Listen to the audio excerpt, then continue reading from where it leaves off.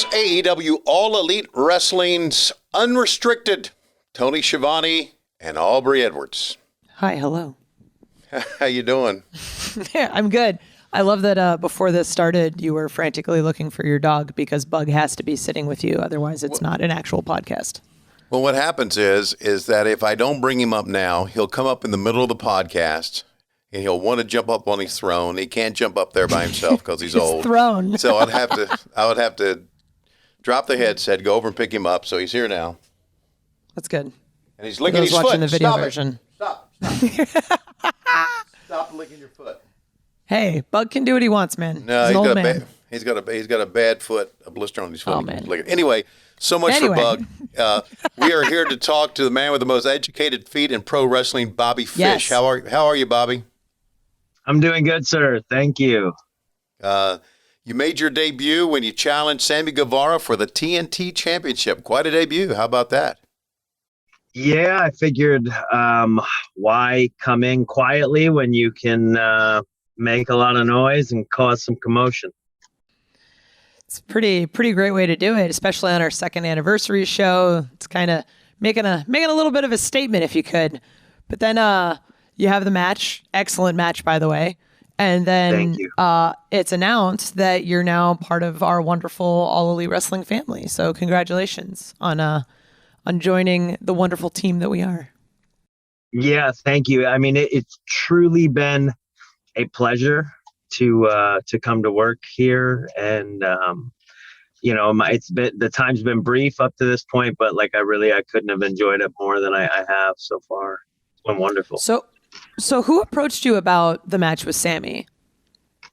It kind of came together a little bit out of nowhere. Tony and I had a conversation, and I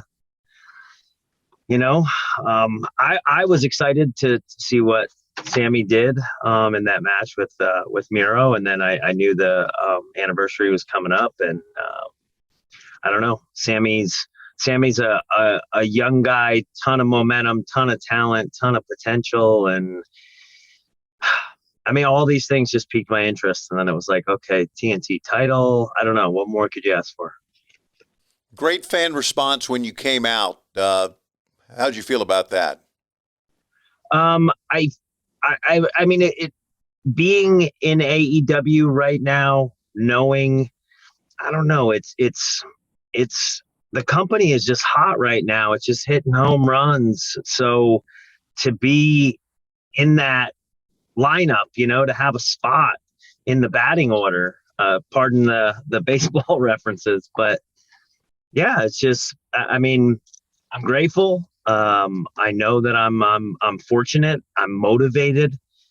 More than anything, I am motivated after being there for a couple of weeks. Like I am guns blazing, ready to go. And I couldn't be happier. One of the things that particularly excited me about your debut, like it was already exciting enough to see you there. I've been a fan of you for a long time, since back when you were tagging with Kyle O'Reilly and Red Dragon. But one of the things I really liked was hearing your entrance music, and it was your same entrance music that you had from Ring of Honor. And is that something that you had requested? Is that just something they had come to you for? Like, how does something like that start, where it's like, oh, hey, you have this storied career before you were at NXT, and now we're just gonna like bring it back? A little bit of circumstance, maybe serendipitous in a way. I know that I got really accustomed to that song. And when I went where I was and it was time for new music, like parting with that was difficult because I was just so accustomed to it. And then obviously became accustomed to what we were doing there as well. And then, so when I knew this was coming up, Adam Cole I loved and continue to love Adam's new music. It's so good. It's so good. Right. And, that being said, I was like, I don't know, do I get new music? What's it going to be? Blah, blah, blah. Anyway, to think, then, Jeff Jones actually was his suggestion. And I was like, I haven't listened to it in a while, but I do remember loving it. And yeah, it just made sense. So we did it. And as soon as the first cord ripped, it it just felt like, oh yes, yeah, just like putting on a good pair of jeans. We're talking with Bobby Fish, and instead of just going into the when it happened, how it happened, what, when you talked to Tony Khan, sold AEW to you? What was? I mean, I know he's tremendous. He talks a lot. Mm-hmm. He knows how to sell his company. What was it that sold it for you? Can you pick one thing or a couple things? Probably the fact that I didn't feel like he was trying to sell it to me.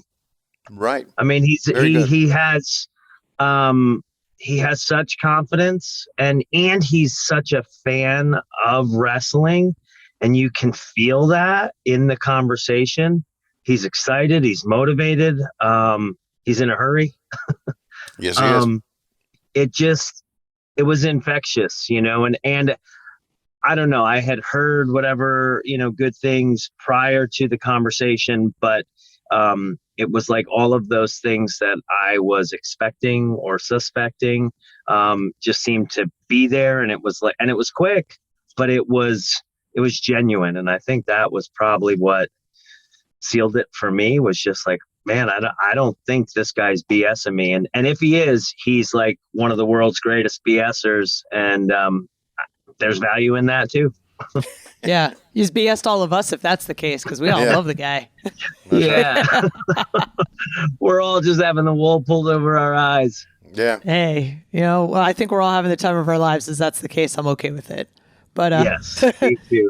Me too. You had a great match with Bryan Danielson on Dynamite recently.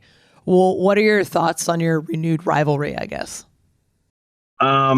Man, it's been like 10 years or more since Bryan and I had a match. Always been a fan. We traveled when I was very young in the industry, working for Pro Wrestling Noah. Bryan and I traveled a bit together in Japan, where when you're traveling there in particular with people, you kind of tend to bond a little bit more, I want to say.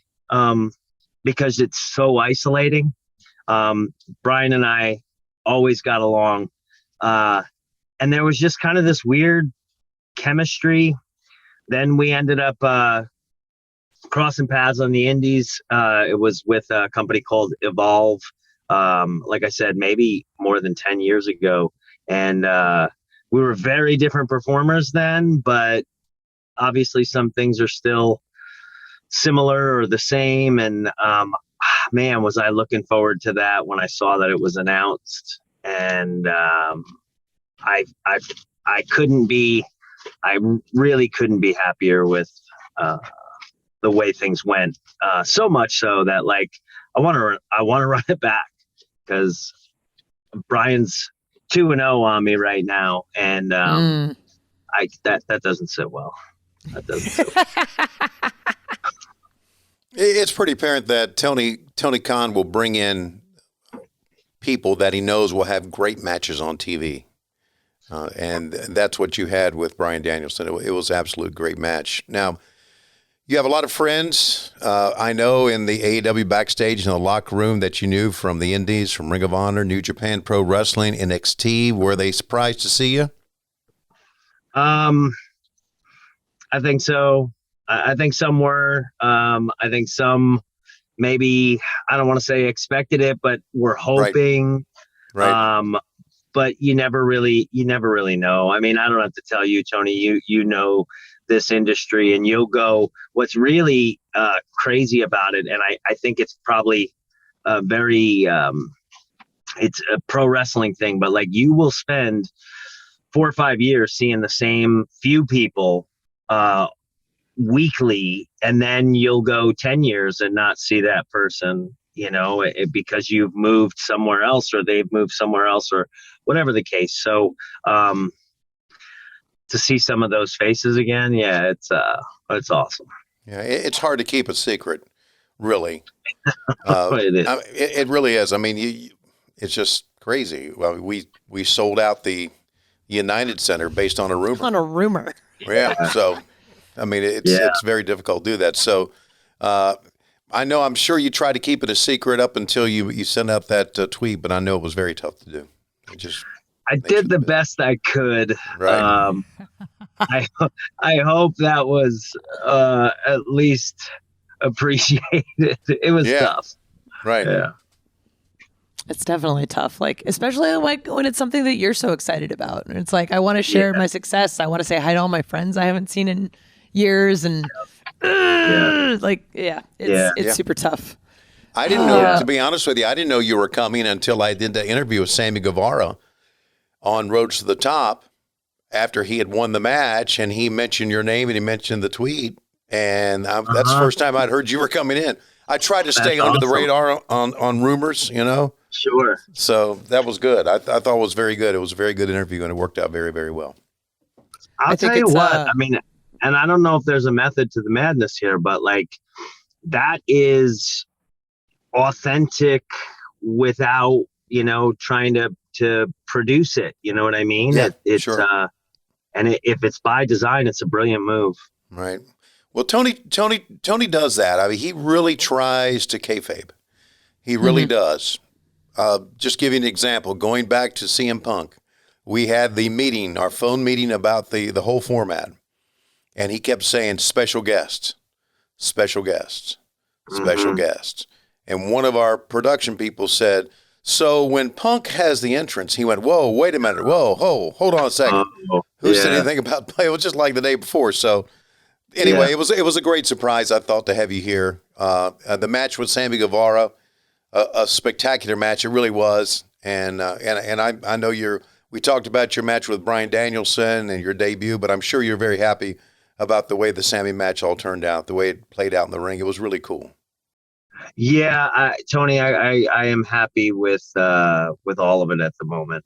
I don't want to be too high on my horse, but yeah, I'm pretty happy with how things have been. I think it's really great. Fella. Be high on your horse, right, Aubrey? Yeah, absolutely. It's I mean, you've got these great matches under your belt. It's just the first of many with us, right? Right. It's setting a good tone for what people can expect from Bobby Fish in AEW. And I know we've talked a lot about, your short time with us so far, but coming up, we're going to be talking a lot about how you got into wrestling and your background and all of the wonderful things that make you, you.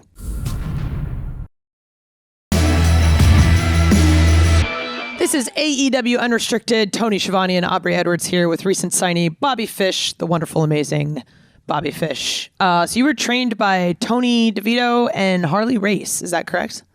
Yes, ma'am. Tony DeVito was the guy who trained me to do this. He was the one that took me from walking to running, and he's the one that got me prepared and then helped me get my first few bookings. And then Tony was actually working in Ring of Honor at that time. So I was one of Tony's guys, you know how that goes. You go to the shows, you set up chairs, you do whatever. And I was quote unquote one of Tony's kids. So talk about your first time meeting Harley Race. I mean, obviously he was somebody I watched as a kid, and anybody who's a fan of the industry knew the name, and even just his whole appearance, his voice, all of it. It was Harley Race, and all of that was still intact when I met Harley. But it was tremendously humbling. I met him at one of his camps, and Noah was there scouting for talent, and it was Harley and his connections there that got me seen by them, and then got me on my way to Japan for the first time, first trip of what ended up being many. So I can't be, I'm so grateful. Have any Harley Race stories you can share? Harley was always very quick to cut through the BS. And I really enjoyed sometimes, especially in those camp settings where, somebody would be corrected and weren't necessarily good at accepting their correction. They not that they were saying like, no, it's not that way, but just giving an explanation. And Harley, based on, I'm sure, his however many years in the business at that point, would just you wouldn't even get started with the excuse. He would just cut it off, and it would end there, thankfully, and probably save a lot of time for the camp itself and for anybody who was there, and the poor victim, I guess, for lack of a better term. The victim. Yeah. But like Harley would just, who's a straight shooter. Love it. So you started in 2002 in the Northeast, and you worked as Jerk Jackson. Who came up with that name? All right, so let me see if I can condense this story so that we don't spend the rest of the time on this. But so Jack Johnson was on the radio. I was driving to Tony's warehouse or whatever that we were training in at the time, which was like a hour and a half from me. Jack Johnson was on the radio. I got there. Tony informed me that day that I was going to be working the following weekend, an independent show, and that was kind of out of nowhere. I didn't know that I was ready. And he then brought up the idea of names, and I was like, I never really thought about using Bobby Fish. I think I came up with some other last names, and then by the time we got 15, 20 minutes into the struggle of trying to come up with a work name, I thought about that song on the radio, and I was like, I don't know, man, I'll be friggin' Jerk Jackson or something. And unfortunately for me at the time, Tony's eyes lit up and he was like, that's it, that's who you're gonna be. And so then I kind of went with it, because that was also like, it was a name that you weren't gonna forget, or it would at least be memorable. It is definitely memorable. Yeah. So what was the wrestling scene like in upstate New York and the surrounding areas when you first started in 2002? Bad. Yeah. Yeah. Upstate New York specifically, like Albany was real bad. I don't live there anymore. I don't know exactly what kind of condition it's in now. But I know at that time it was pretty bad. You had to get outside of it. You had to travel. I was fortunate. Like I said, Tony was working for Ring of Honor.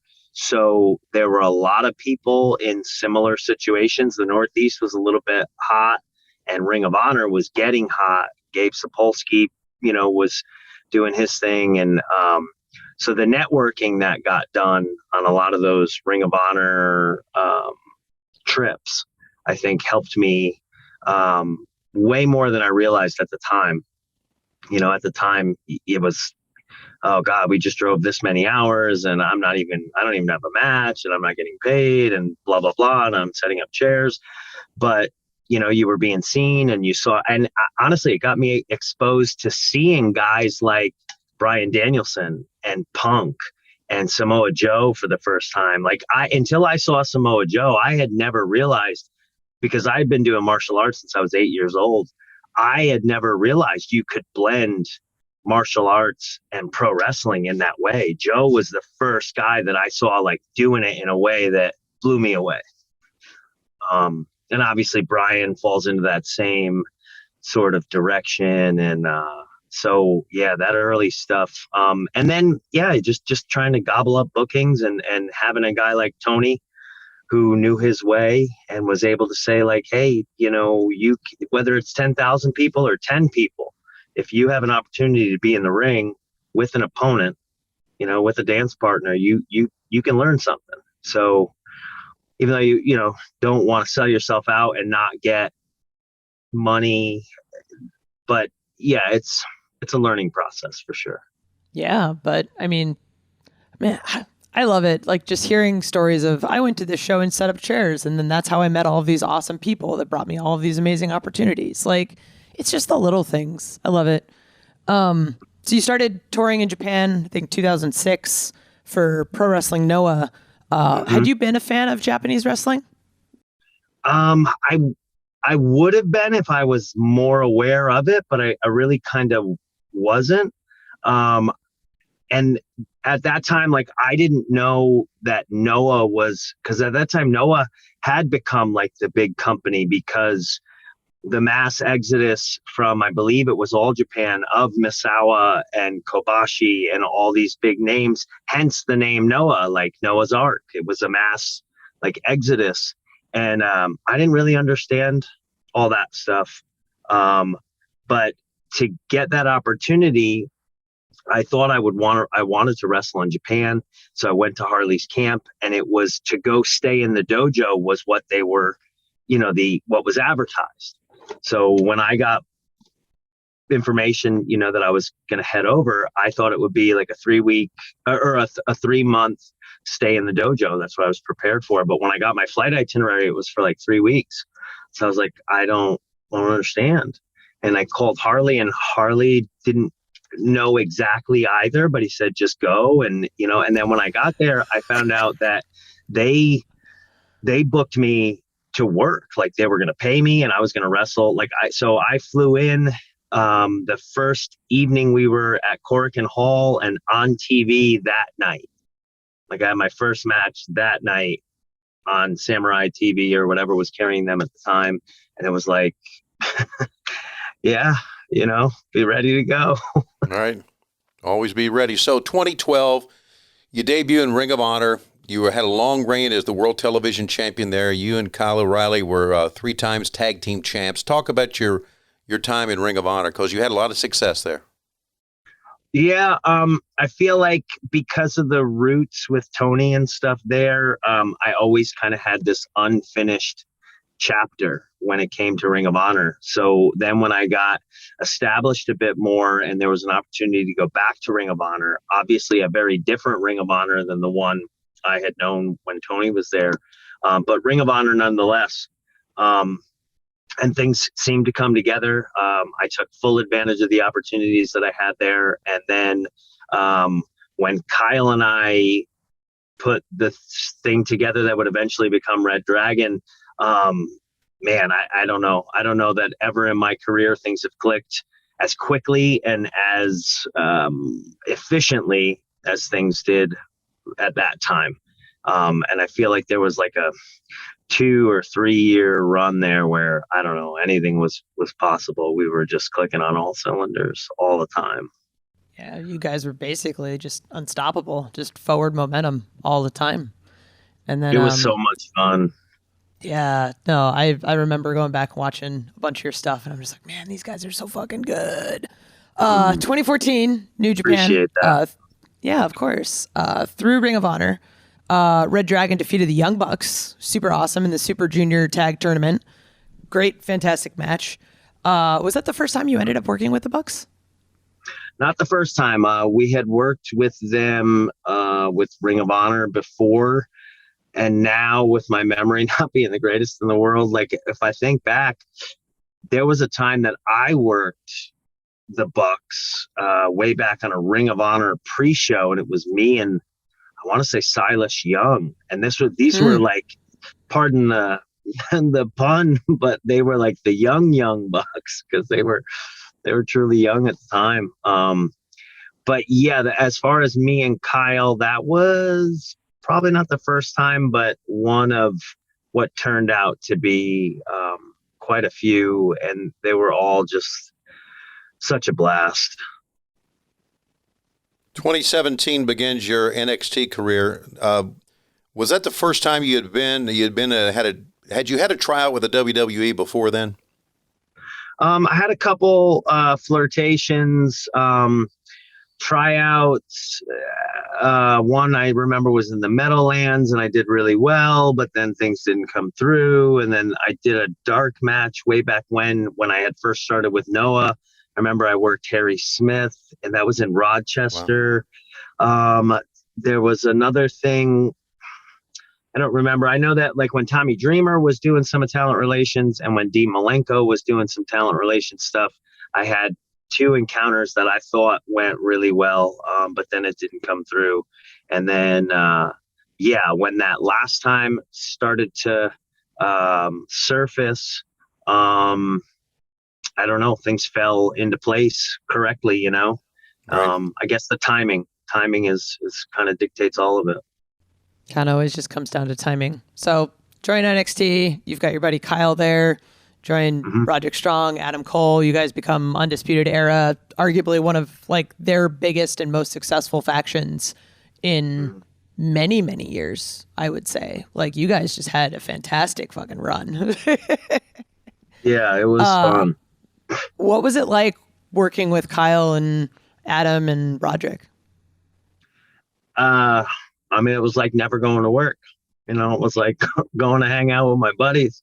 And they, some of the production people would joke with us, like, "Man, we do it in 1 or 2 takes," and which was true, but we did it in 1 or 2 takes because it was literally just hanging out, riffing with my buddies. I mean, these are 3 of my best friends. So there was nothing fabricated about it. It was easy and fun. Is that why you guys worked so well together, because you were buddies, you think? Or was there something else? I think that's one of the bigger, and we've all had similar paths and we knew each other as well as we did, not to mention we knew each other's backstory in similar ways.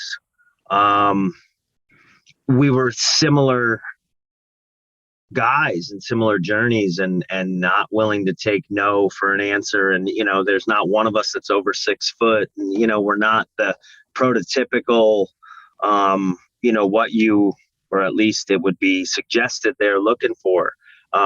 So I think we all had all cut from very similar cloth, and just being such good friends, the chemistry was instant and real. Yeah, I mean, you just felt it watching you guys on screen. Like, man, these guys, they get it. They get each other. It's just friggin' great. I love it. You had mentioned when watching Samoa Joe, it was like the first time it clicked for you to blend fighting with wrestling, and you yourself had trained as an MMA fighter. So what inspired you to kind of go down that path? When I was a kid, I loved ninjas. Bruce Lee was another big kind of thing that caught my eye. And then my parents were nice enough to get me into martial arts. My first one was Taekwondo because, to my parents, it was, that's that karate, Right. It's all the same. Taekwondo being something different, but I didn't know the difference at the time, and neither did my parents, but it got me into something at least that looked like what I was spending all this time watching. And yeah, that's kind of what got me off and running. And I don't know, martial arts is like, it's just something I'll always do, and it'll always be there. It's part of who I am. Talk about your first MMA fight in the Octagon. It was in Albany, New York, right? At the Armory there. Yeah, I did some amateur kickboxing, and then when MMA was coming around, like, there were these pop-up companies very similar to independent wrestling, where it's a little bit of the Wild Wild West.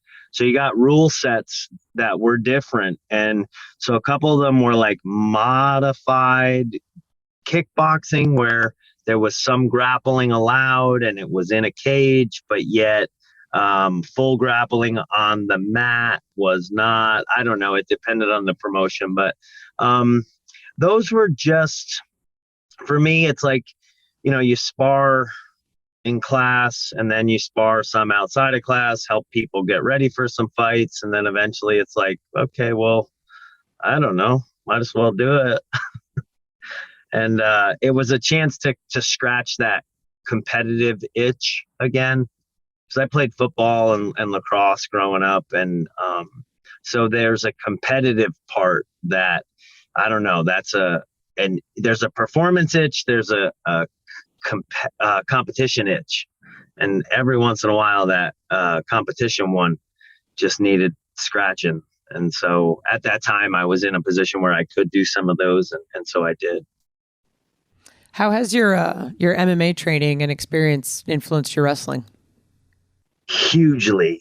I mean, I would say, and I think in the beginning for everybody getting into pro wrestling, it's imperative that you learn pro wrestling, classic pro wrestling with a little bit of, shoot, because that's where the roots of pro wrestling come from. And it's imperative that you understand that stuff. But then once that foundation is laid, I personally think it's your time to then look at what makes you who you are and see where that stuff can blend in. And for me, Muay Thai is like just such a home for me, and such a, shadow boxing, Muay Thai and stuff is like, it's like Zen. And it just became obvious that like, oh, I need to do more of this in my pro wrestling. And as I've progressed with Muay Thai, even just training, I've found things like the clinch and different Muay Thai combos and applications that like there's a way to make them work in pro wrestling.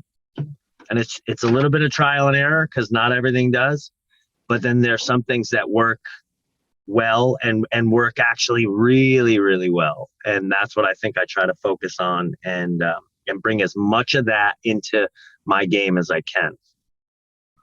Well, it's fan Q&A time. Bobby Fish going to answer your questions coming up on AEW Unrestricted.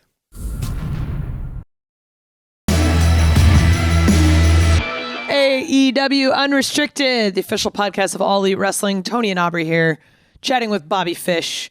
We've got lots of awesome fan questions. First question comes from both Ref Aubrey on Twitter as well as Schizello. Can you share your mustache care routine?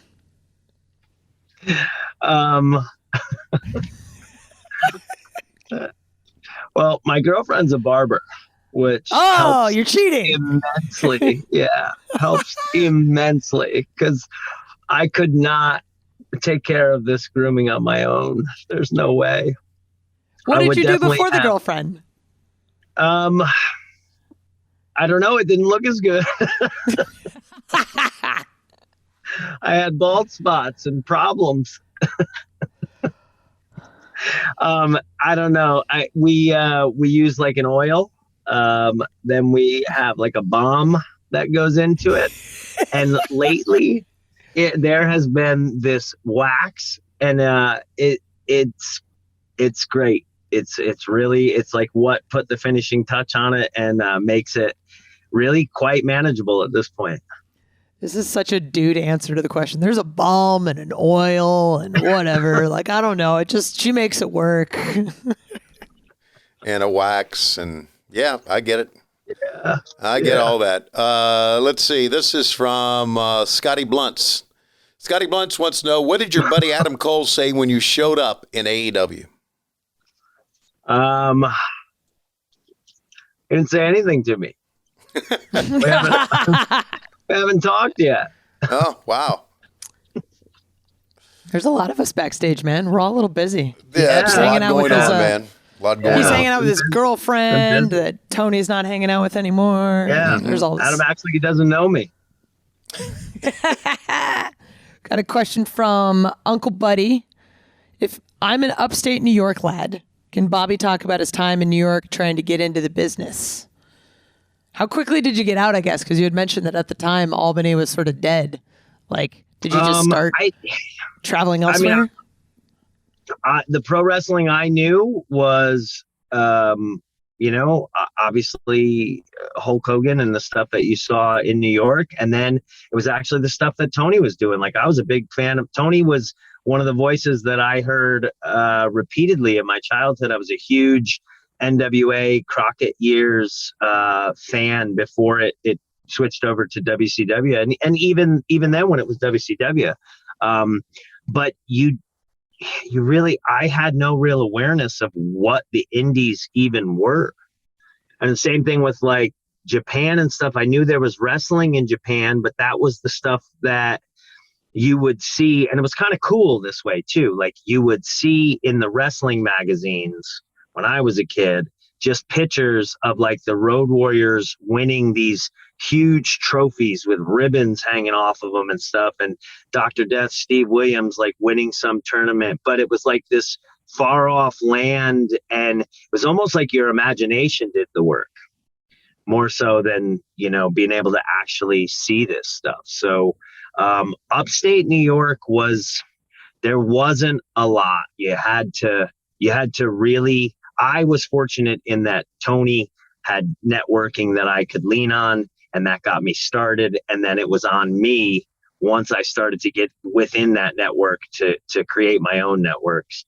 Upstate New York, not necessarily a hotbed for independent wrestling. Not really. Okay, this is another question for our guest, Bobby Fish, and that comes from Disposable Assassin. There are plenty of you out there. Are you interested in a player coach role at AEW? And if so, is that something you've already spoken to Tony Khan about?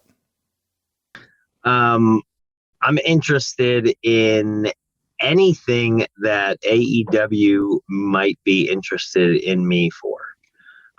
If there's something that maybe I don't necessarily see for myself that they see, like, I'm open to any and all suggestions.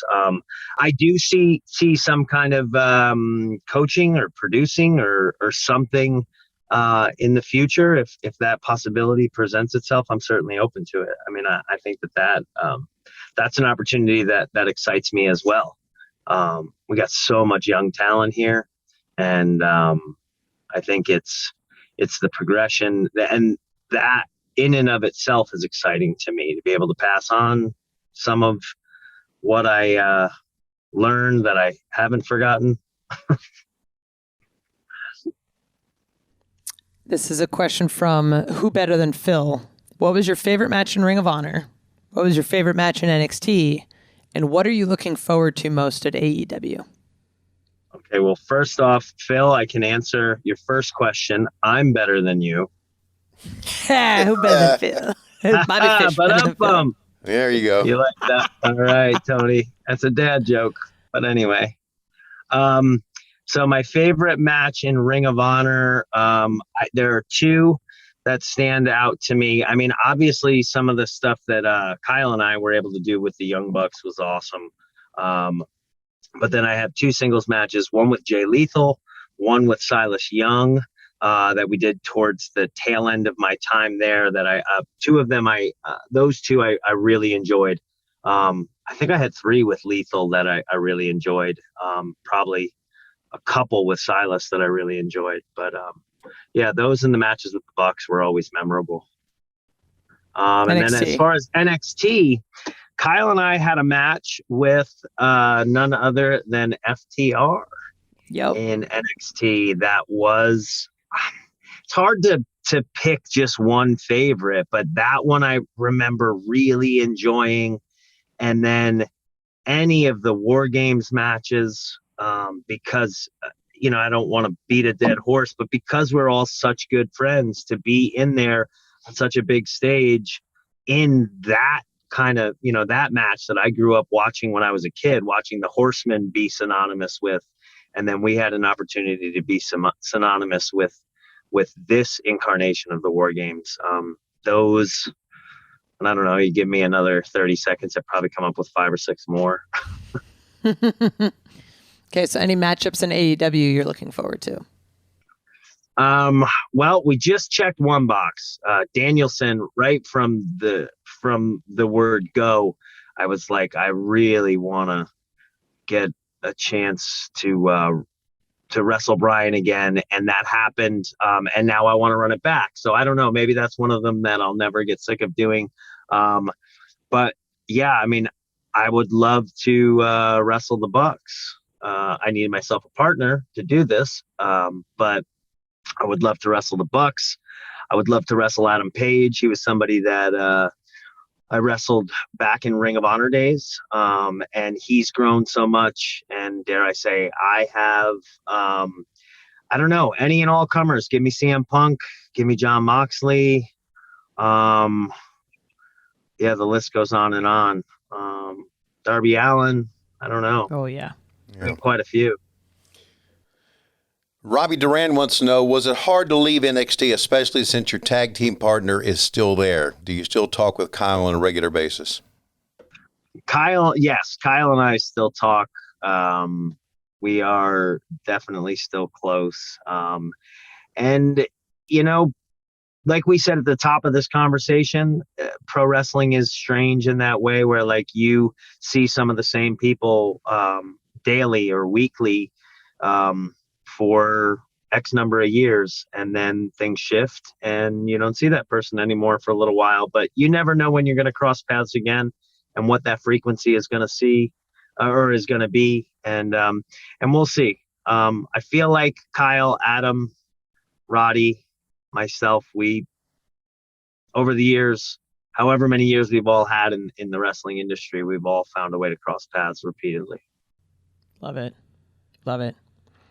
Question from Jesse James Jobin. Do you prefer wrestling solo or as part of a team? And do you ever see Red Dragon getting back together?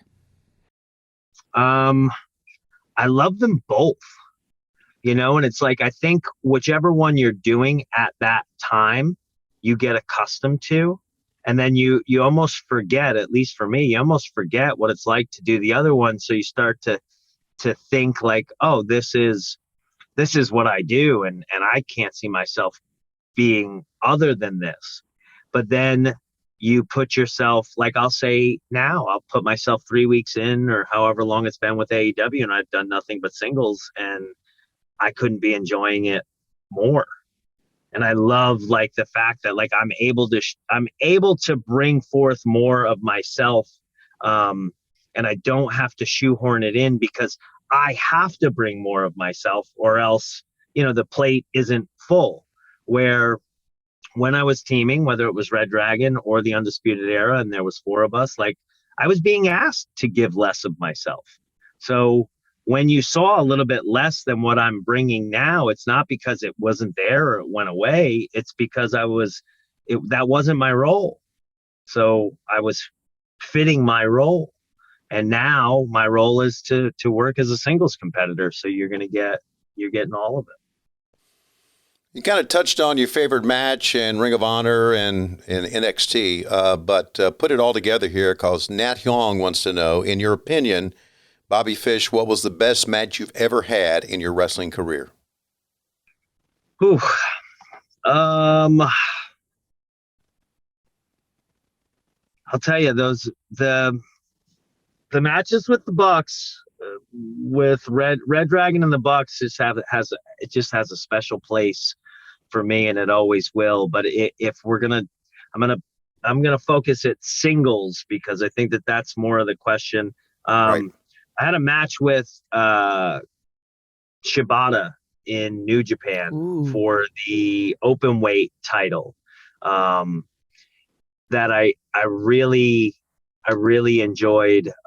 It had the pomp and circumstance around it, and it was very storyline driven, and we knew where we were trying to get things, and it was a big match, and I really enjoyed that one. Wonderful. Well, I've really enjoyed this conversation with you, Bobby. Thank you for joining us today on this podcast and taking the time out of your day to tell us a little bit about your backstory and whatnot. Well, thank you guys for listening and requesting the interview to begin with. Yes. It was my pleasure. Yeah, it was fun. You can follow Bobby on Instagram and Twitter at @TheBobbyFish. That's one word, TheBobbyFish. And don't forget to get this Unrestricted podcast wherever you get your podcast for free. The video version is on YouTube. Just search AEW Unrestricted and leave us a review or a comment if you'd like. I know a lot of people read those comments. I don't. Not me. But I'm sure Stacy, our producer, does. But anyway, you can leave them anyway if you want to waste your time. Stacy could just wade through them all. Okay, Right. And while you're on YouTube, you can watch AEW Elevation and Dark on Tuesdays and Mondays. Reverse Elevation Mondays, Dark Tuesday. You know what I mean? We're on like every night of the week. I don't even know what day it is anymore. Wednesdays, you've got Dynamite on TNT starting January 5th. We're going to be on TBS. And then Rampage on Fridays on TNT, where you can see all of these wonderful people, Tony Schiavone and Bobby Fish, both kicking ass and taking names in their own respective ways. Wrap it up, Aubrey. Edwards. I'm Aubrey Edwards, and this is Tony Schiavone, AEW Unrestricted, signing out. Bye-bye.